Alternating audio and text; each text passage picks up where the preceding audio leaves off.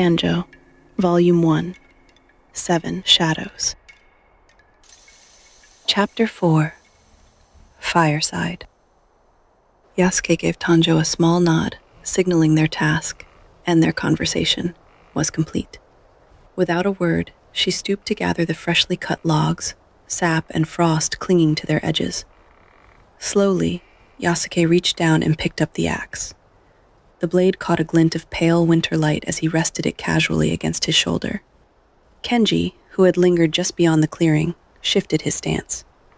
Not a word passed between them, but Kenji lowered his gaze, the lines of his posture tightening ever so slightly. Tanjo turned toward the house, each step crunching steadily through the snow. Yasuke followed. They moved in silence, two dark shapes gliding through white drifts, the only sound the rhythm of footfalls and the low groan of wind threading through the pines.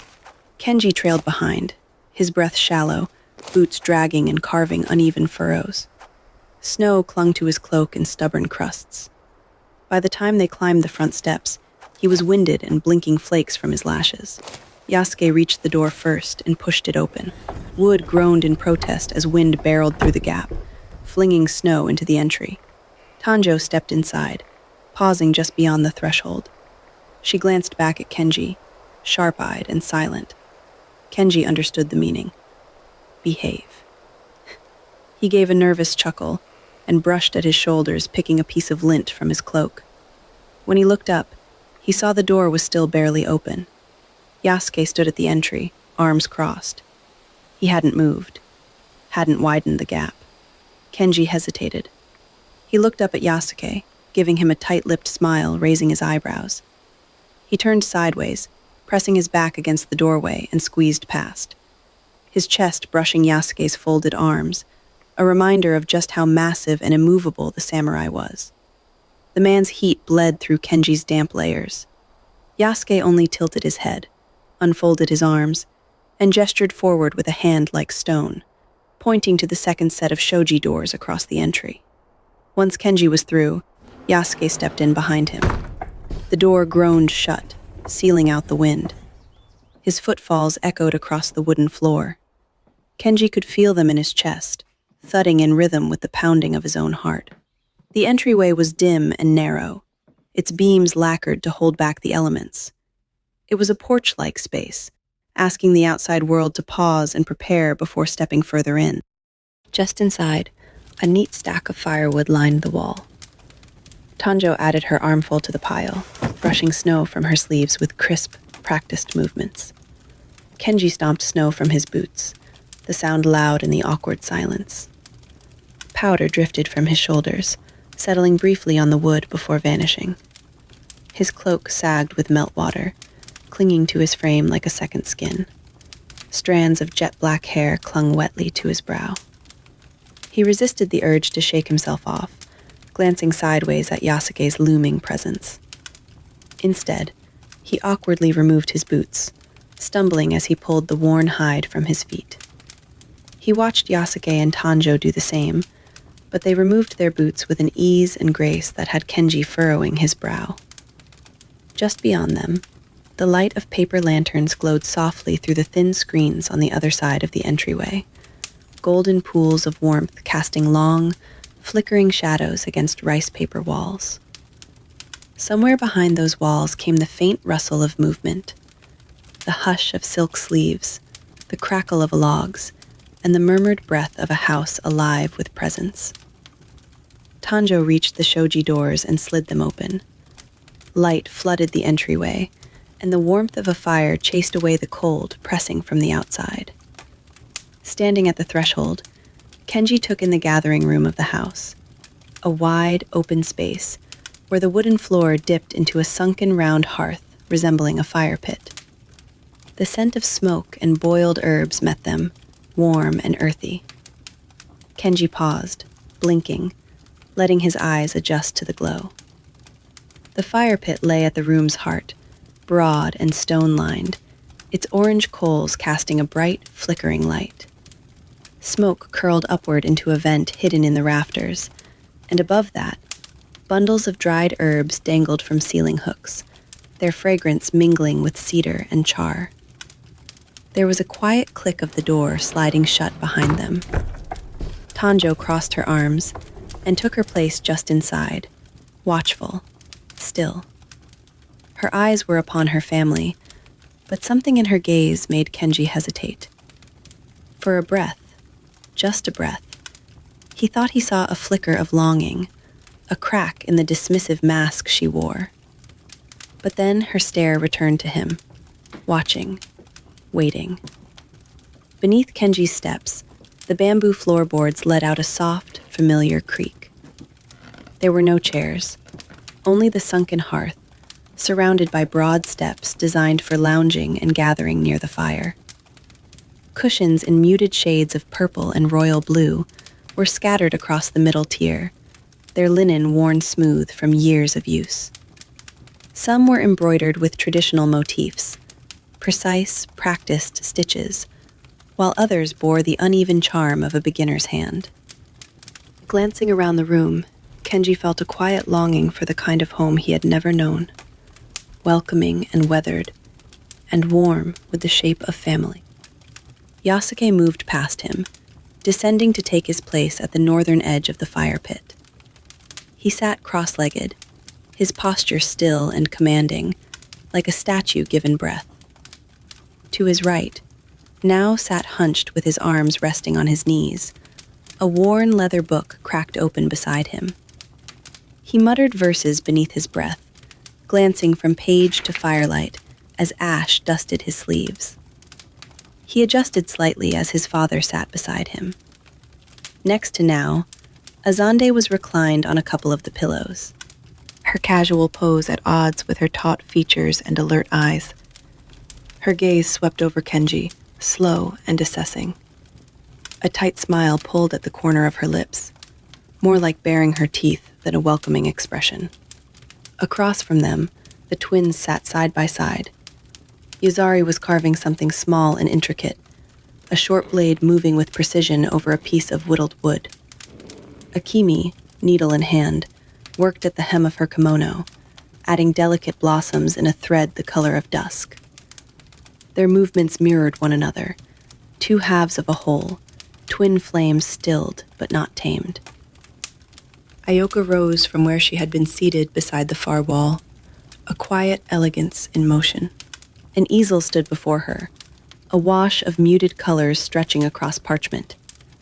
Beside it, small clay pots held pigments, umber, vermilion, sumi black, and brushes worn smooth by years of use. The scent of ground ink and smoke hung in the air. She fixed a gentle smile upon her face and started across the room toward Kenji. Her robe, a soft gray with faded red stitching, swept the floor as she moved. She reached out and gently brushed the remaining snow from his shoulders. Each movement was graceful and fluid. Without hesitation, she drew him into a soft embrace. Kenji stiffened, caught off guard by the tenderness. He wasn't used to warmth given so freely, especially not from someone like her, so poised and proper. "Hello again, Kenji. Let me get you something hot," she said, her voice like velvet over stone. Kenji's eyes lifted fully for the first time. The room's warmth wrapped around him now, but it did nothing to ease the weight in his chest. He followed Yasuke down into the sunken floor, where the fire cracked and hissed like a living thing. The family didn't pause or rise, just continued their quiet practices, unfazed by the arrival of a guest. Then again, Kenji was never really a guest, not in the formal sense. He came and went like a stray cat, appearing when the weather turned cold or when his stomach growled loud enough to drown out his pride. No invitation, no fanfare. Just a familiar presence the family had learned to accept. Perhaps even expect. He had no family of his own, but over the years, he had taken to this tribe like it was a forgotten corner of something sacred. Maybe that's what drew him back again and again. A quiet understanding shared between outcasts who'd found their way to the edge of the world. "I hope you don't catch a cold in that tattered cloak, Kenji," Ayoka chided gently, her voice floating from the kitchen alcove just beyond the gathering room. You really should let Akimi repair that for you. Kenji, brushing a snowflake from his brow. I'd hate to burden the master seamstress, he said with a nod toward the youngest twin. Akimi looked up and smiled shyly. Needle paused mid-stitch. Yuzari didn't pause. She was watching him, knife in hand, wood in lap, her dark eyes narrowing. Kenji met her gaze for a beat longer than was polite, a half grin tugging at the corner of his mouth. Akimi elbowed her twin in the ribs, her eyes glinting with mischief. A giggle slipped out, light and unbothered. Yuzari responded with a sharp side-eye and a low grunt, but her blade struck the wood with renewed fervor. Kenji cleared his throat, eyes flicking to the fire pit as if searching for something safer to focus on. But the air still simmered with tension, things left unsaid. He moved to sit, only to hesitate. There was no cushion waiting for him. His gaze drifted to his right, toward Azande. She didn't look at him, but reclined just slightly, her arms draped along the edge of the step, elbows wide, claiming the cushions beside her like a throne of pillows. Kenji's eyes hovered on the nearest one. Azande slowly turned her head and dropped her chin. Her lips curved into a smirk as she toyed idly with the edge of a pillow beneath her hand. A silent dare. Kenji tightened his lips into a thin line and arched a brow. Good to see you too, Azande, he muttered, easing down onto the bare wood before him, crossing his arms like a man deeply wronged. Azande gave a low snort, but said nothing. Kenji took in the family sitting around the hearth. The firelight flickered across their faces, casting them in molten shades of bronze and gold. Silence stretched between them, tense as a drawn bowstring. From behind him, Ayoka was at the shelves in the kitchen with a teapot in one hand. She poured steaming liquid into a black-lipped ceramic cup. Crossing the gathering room with the gait of a dancer, she paused before the fire and handed it to him. Her hands were warm, steady. Warm your bones, she said softly, before your words. Kenji took it with both hands and leaned back on the step. Thank you. Still the best tea north of the village. He blew across the surface, steam curling into his face like incense. Bancha? Yasuke's voice cut through the room like drawn steel. Speak.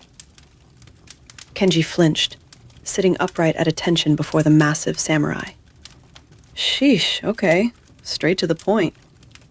He laughed awkwardly, then shifted his weight and lowered his voice. Okay, right. No games. The fire popped. A log cracked in the heat. I'm sure you've heard the rumors. Small villages going quiet, trade outposts hit, people disappearing. I'm afraid it's a bit worse than just that. I found out some things from this guy in the village. He fidgeted and looked down at his tea. The other night last week, not sure if it was maybe Tuesday or Wednesday. I think Wednesday because the special was dumpling soup. Or was it Nimino Monday? He stroked his chin with one hand, looking up to the rafters, a far-off look on his face. Now cleared his throat. Kenji snapped back to the fire pit. Anyway, I was sitting in my usual spot, enjoying my favorite sake. Not that I drink it a lot or something, just a little nightcap. Cold nights, you know? He rambled, glancing at Ayoka. Yasuke didn't respond, didn't even blink. He chuckled again, nervous. So then this guy walked in, arms like ox legs, covered in tattoos, got this scar that looks like a river delta. He trailed off, sounding unsure if he should proceed. His eyes landed on Akimi's this time, and the twin gave him an encouraging nod, her eyebrows inching towards her hairline as she jerked her head towards her father. Right, he said quickly, catching her meaning. I figured, okay, maybe he's just a grumpy fisherman passing through. Not too many people in the village are even half the size of him, so I thought he must have come in on a recent ship. Before I know it, he's got his life story dropping into his rice bowl. Don't know why he's talking to me about all this. I guess I look like someone you can just talk to. I mean, I do get that a lot, he said, raising both palms and gesturing towards the group. He rolled his head to glance at Yazadi. Kenji, get to the point, Azande snapped. All right, he murmured, raising his cup to his mouth. It's just so nice to be able to sit here and talk with you all, you know? Kenji said sheepishly into his tea, then slurped in a hot gulp. Akimi giggled again, trying to stifle it behind her sleeve. Kenji's cheeks flushed. He could feel Azande's stare boring a hole through his skull. Across from him, Yasuke shifted slightly, his shoulders somehow becoming broader and his chest raised. Kenji inhaled deeply, then pushed on, speaking more quickly.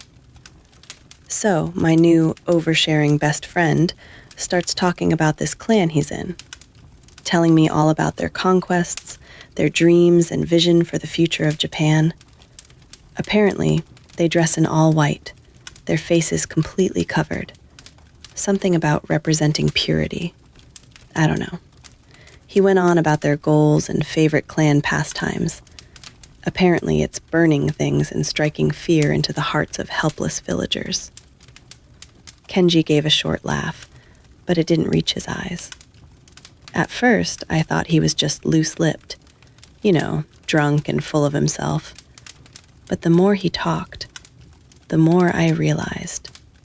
He paused, eyes fixed on the flickering coals, his face and voice turning serious.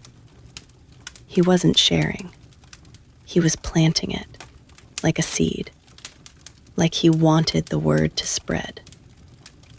The warmth in the room dimmed somehow, like the fire had pulled its breath inward. A flicker passed over Nao's face. The twins leaned forward. Tanjo stilled. They've taken the northern pass, Kenji went on, his shoulders slumping. Raiding small villages, trade outposts, not to steal, just to burn. They're leaving survivors on purpose, to spread fear. And they're flying a new banner. Red cloth, white wings stretched wide. No clan crest. Just that. A dragon. He paused to sip again, letting the warmth fill the silence. They say they're restoring order, but I think it's conquest. Quiet, fast, and deliberate. Azande frowned. So what's that got to do with us? Kenji hesitated. His eyes moved from face to face, then settled on Yasuke. His throat bobbed as he forced himself to hold the warrior's gaze. They're looking for someone. A samurai, with skin as dark as coal. Kenji said the words slowly, deliberately, as if tasting the weight of each syllable. They've heard whispers of a man who doesn't belong to the blood of these mountains. The fire crackled, but no one moved. Tanjo, still standing behind him, leaned slightly against the beam by the entryway. Her eyes swept the room in quiet calculation. Her jaw had gone tight, the muscle along her cheek ticking. She studied her family, reading the room, the subtle tells. Azande's fingers flexed slightly, her nails grazing the wooden step beneath her. Her eyes narrowed to slits, her figure coiled and still like a viper, waiting for a command to strike. Neo exhaled long and low, eyes closing as if in prayer or restraint. His fingers drummed once against the spine of the open book on his lap before going still. The twins shifted. Akimi paused mid-stitch, thread stretched between needle and cloth like held breath, while Yuzari's blade bit deeper into the wood with each stroke. Nyoka's gaze didn't leave her husband, watching the lines of his face, the stillness of his posture as she stood and walked to the entryway. Tanjo saw it too, the flicker beneath Yasuke's stoic face, a twitch in his jaw, the tightening of one hand into a loose fist. Kenji's voice softened. Villages you've helped over the years. They've talked, told stories, said you had a family, that you'd built a life somewhere in the north. He hesitated. They don't know where, not yet, but they're listening. Silence swallowed the room. Kenji's voice broke softly through it. Not from me, I swear it, but the stories are out there. Without a word, Yasuke rose. Kenji flinched, barely, but Tanjo caught it. A reflex born of 1,000 unspoken histories. Yasuke turned and walked toward the door, his footsteps a quiet echo against the bamboo floor. He slid the shoji door open to the courtyard and gestured with a jerk of his head. Kenji let out a long breath and sank into his teacup like it might shield him from the weight in the room. And I guess that's my cue, he muttered. He rose slowly, offering the empty cup back to Ayoka. She handed him his boots in return. Thank you, he said, voice softer now. His eyes didn't meet hers. And I'm sorry for bringing such heavy news. He turned toward the hearth. Good night, everyone. Then, with a glance to his right, he added, Good night, Yazari, and tipped his head in her direction. Yazari rolled her eyes with a long exhale. Akimi aimed to nudge her twin again, clearly amused, but Yazari caught her elbow and gave it a warning squeeze. She leaned in slightly, raising one brow and tightening her lips. Stop, Akimi, she murmured tight-lipped. Kenji bowed to the family again, awkward but earnest, his shoulders too tight, arms unsure of where they belonged. Then, without another word, he turned and made his way toward the door, where Yasuke stood. Ayoka followed Kenji, offering one last warm embrace before he stepped back into the cold, dark night. He gave her a grateful nod, then disappeared into the quiet. Yasuke didn't speak, only cast a sidelong glance at Kenji before turning to follow him. Together, they moved out into the courtyard and toward the edge of the forest beyond. Outside, the wind howled like a restless spirit caught in the pines. But Ayoka heard only the groan of the wooden steps as Yasuke descended into the snow. She stood still beneath the eaves of the porch overlooking the courtyard, one hand resting against a support beam, her eyes searching the snow-covered yard before her. Ayoka's eyes adjusted to the dark and settled on Yasuke's shadowed form. Above him, the evening sky was peppered with white flakes.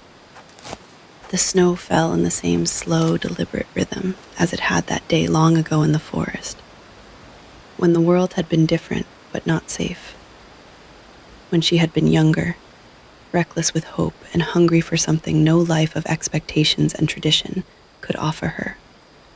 Not refinement, not comfort, not the imprisoning safety of a gilded cage.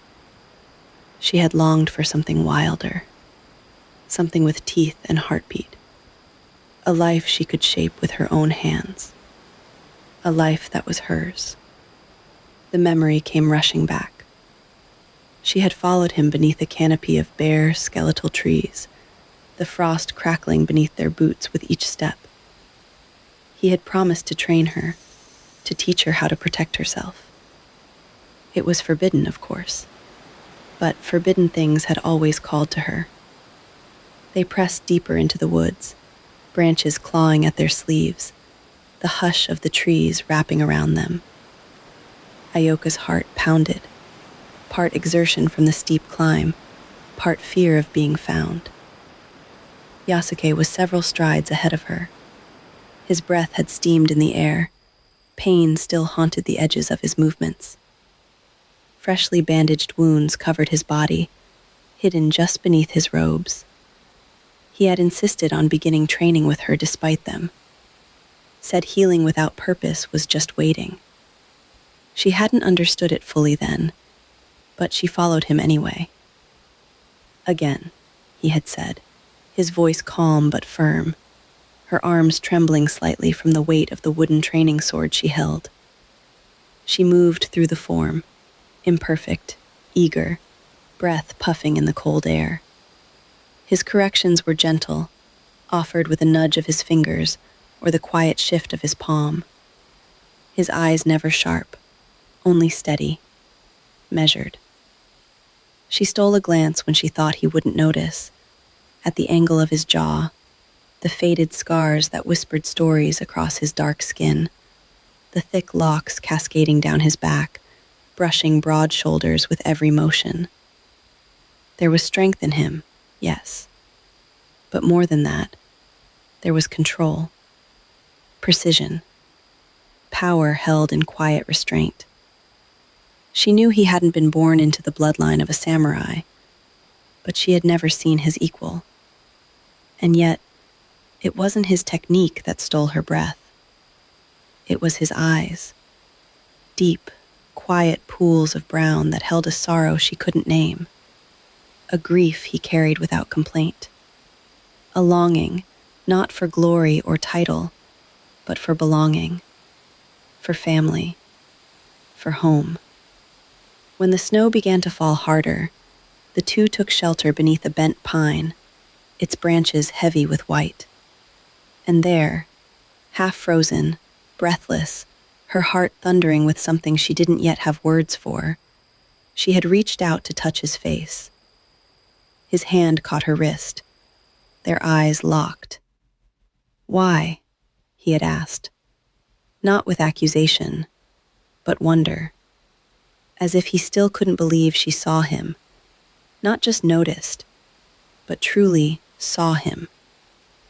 "Because you're the only person who's ever looked at me and not seen a helpless thing to be owned.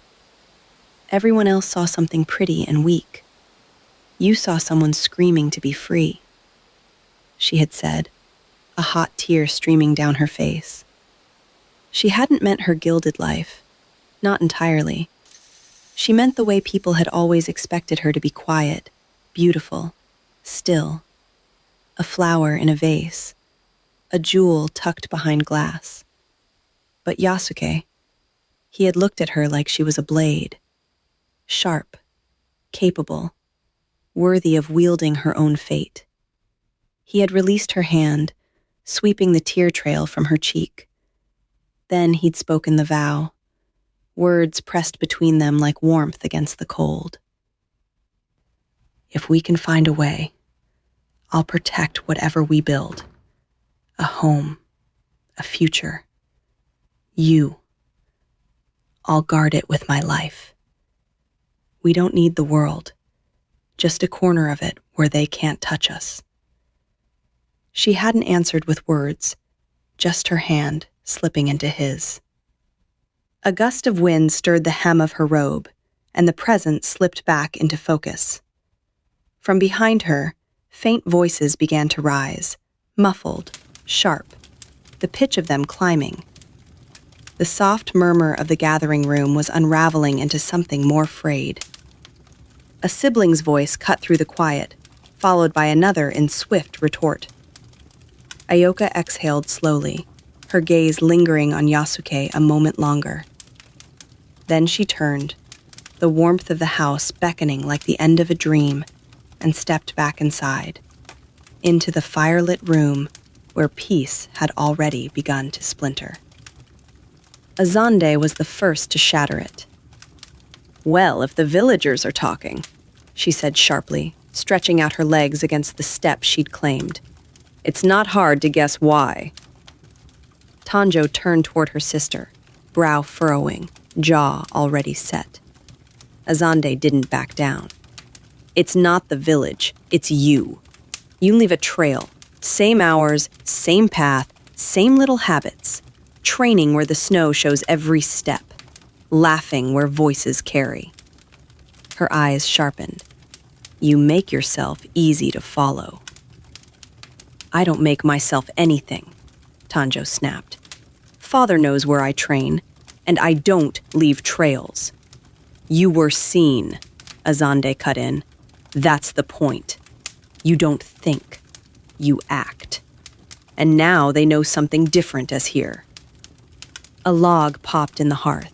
Sparks flared. "That's not fair," Now said, voice calm but firm, eyes lifting from the blade he'd been oiling. "We've all gone to the village. You too, Azande. Don't act like you're invisible." Azande scoffed and flicked her long braids behind her shoulder. "I go to trade," Azande said. "I keep my head down, my steps clean. I don't put myself on display." Akimi perked up from her place near the embers, a tangle of colored thread in her lap. "So what if people are talking? Let them. We'll just make it harder for them to get close. Set traps. String noise wards along the eastern ridge. I've got some ideas." "Why wait for them to come?" Yazari interrupted, hunched beside her twin with a half-carved stick in her hand. "Let's go down the mountain and find them first. Slice off some heads and let them know we're not prey." Now leaned back, rubbing his fingers across his forehead, the firelight catching the quiet lines of thought across his brow. He scanned his sisters, each coiled in their own storm. "We might be getting ahead of ourselves," he said slowly. "Let's take a breath. Think." "Let them come," Tanjo cut in, her voice clear and defiant. She stepped forward into the firelight, eyes fierce. "This is why we train, why we've lived hidden, apart. What's the point of all of it if we're not ready now?" "And if they come in numbers?" Azande challenged, voice rising. "What then, little warrior? Will you dance your way through 100 swords?" Tanjo bristled, but now lifted a hand, grounding the room. "What matters now is that we have each other," he said. "We have our knowledge, our discipline. We're not alone. Let's speak with Father. See what he—" Yazari snorted. "Still deferring. Still not a leader. Trying so hard to be father, but you're not able to step up. You're the firstborn now. You're supposed to lead us. Start acting like it." Now's jaw tightened, his lips parting, but no words came. The fire popped again. The door from the courtyard opened as a gust of wind groaned against the paper screens. "That's enough." Ayoka's voice sliced through the gathering like tempered steel. She hadn't raised it, but it carried. The quiet command of someone used to being obeyed. She strode into the room. The flickering light caught the threads of her robe with each step. Her gaze swept the room, steady and unflinching. "We do not turn on each other," she said. "Not now, not ever." The weight of her presence stilled the air. Even the wind outside seemed to pause. "This," she gestured to the room, the fire, the threads, the weapons, the children she had raised into warriors. "This is all we have. Love, honor, loyalty. And the Creator who carried us to this corner of the world. That is our foundation, our strength." Each sibling seemed to shrink beneath her words, not in shame, but in gravity. Her voice struck bone. "You don't have to be the same. You won't always agree, but you will honor one another's strengths. You will respect one another's differences. You will learn to fight beside each other, using that which makes you different to make us whole. That is what will keep you alive. That is what will protect what we've built." She turned, her gaze lingering on the door where Yasuke had disappeared into the snow. "Stand together," she said softly, "or fall alone." Ayoka raised her arms and swept them gently toward the center of the room. "Come together," she said, not loudly, but with a calm authority that left little room for argument. The siblings exchanged wary glances. No one moved. Now. Her voice dropped half a tone, her chin lifted slightly, and her eyes sharpened, nostrils flaring just enough to signal the storm beneath her stillness. Reluctantly, they stood. Tanjo dragged her feet with exaggerated weight. Azande rolled her eyes skyward, muttering under her breath. Now offered a half-hearted shrug of his shoulders and gestured the twins forward. Akimi grinned. Yazari scowled. But they all came. "You will stand here," Aoka said, her voice firm as carved stone, "and hug one another until your fire burns low." Another groan, this time louder, from Azande. "I don't want to hear it," Aoka said, turning sharply on her heel. "You will do as I say." She moved toward the courtyard door, the cold air meeting her as she stepped outside once more. Snow fell softly in the dark. She paused, her hand resting on the wooden frame, and glanced back over her shoulder. Through the crack in the door, she saw them. 5 children, arms looped around one another in a stiff, reluctant tangle of limbs. Grimaces, side eyes, the occasional muttered complaint. But they were touching. Together. A small smile flickered at the corner of her lips. She knew what would come next. First, the awkwardness, then the teasing, then, eventually, the laughter. Always the laughter. Aoka stepped into the night fully now, letting the shoji door fall shut behind her. The soft hush of snow wrapped around her, muffling the world into stillness. Each breath she drew was sharp and cold, laced with the scent of pine and hearth smoke. She crossed the courtyard slowly, her footsteps vanishing in her wake as snow filled them in. Beyond the stone-lined path, the forest loomed, dark and ancient, its trees rising like silent sentinels against the night sky. Yasuke stood at its edge, facing the courtyard. His gaze remained fixed on the home behind her, the warm light glowing behind paper windows, the faint outlines of their children inside. A house built not just with his hands, but with his vows. Stone by stone, tree by tree. Almost 3 decades of quiet devotion, of carving out a world where love might outlast war. Aoka's eyes traveled slowly up the lines of her husband. In his warrior stance, back straight, chin lifted, shoulders broad, a cloak of snow dusting his hair and sleeves.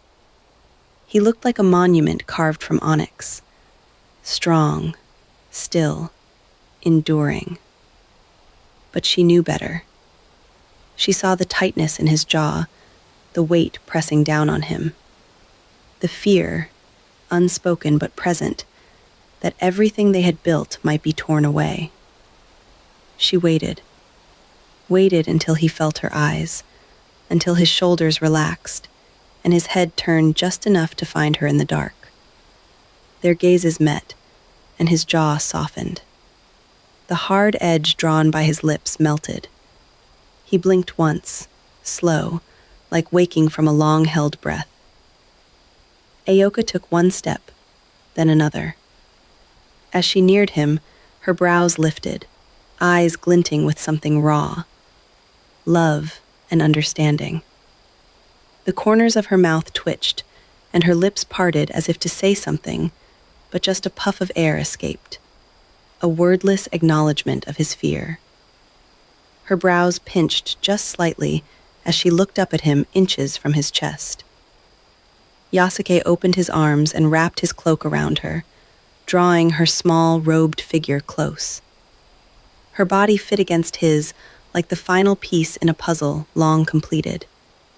She slid her arms around his waist, tilted her head, and rested it against his hard chest. His chin dipped, and he pressed a kiss to the crown of her hair. Neither spoke. Ayoka drew in a slow breath, the familiar scent of pine and citrus rising from Yasuke's cloak. His scent. It filled her lungs, quieting the storm inside her chest. She tilted her head up, her lips close to his neck, her breath a warm whisper against his skin. They'll come. Yasuke's arms tightened around her, his voice low and steady. It was only a matter of time. Tanjo, Volume 1, 7 Shadows.